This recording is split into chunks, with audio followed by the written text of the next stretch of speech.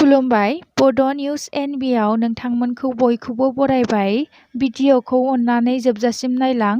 दिनैनि रादाबफोरानो जाबाय मैया बिटिसि हालामनि गसाइगाव ओनसोलनि आदिबासि सुबुंफोरा खौसे जानानै बिटिआरनि गाहाय प्रमद बर' बिथांखौ थांखिनानै बुंदों दि बिसोरनि जा मोननो गोनां हानि पाट्टा बेखौ थाबैनो होनांगौ नङाब्ला फैबाय थानाय समाव बिसोरनिफ्राय इलेक्शनाव भट मोननाय नङा होनना धर्ना होयो। बिथांमोना मैयानि मोनाबिलि समाव गहपुरनि हावाजानाव गंसे बास आरो गंसे बाइकनि हरखाबै जाब्रबथाय जादों।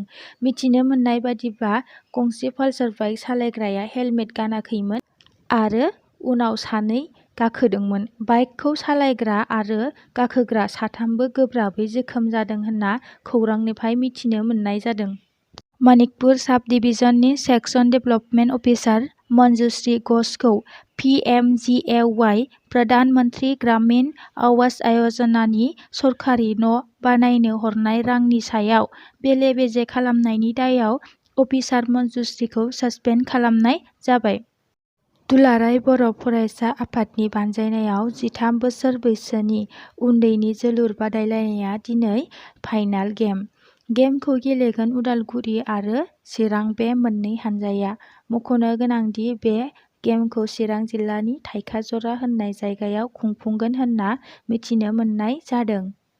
आसाम सरकारा सिगांनिफ्रायनो फोरमायबोखादोंमोन जे गारि मटर सालायग्राफोरखौ गारिनि होनो गोनां टेक्सफोरखौ 15 नबेम्बरनि गेजेरावनो होनो थाखाय आरो जुदि 15 नबेम्बरनि सिगाङावनो टेक्सफोरखौ होयोब्ला माखासे रेहायबो मोननो हागोन होनना बुंदों सरकारा। लोगोसे जायफोरा ड्राइभिं लाइसेन्स आरो आरसिखौ डिजिटेल खालामाखै थाबैनो खालामदो। दिनैनि रादाबा एसेनोसै। नोंथांमोना अननानै भिडिअ'खौ लाइक, शेयार आरो साबस्क्राइब खालामनानै होलां।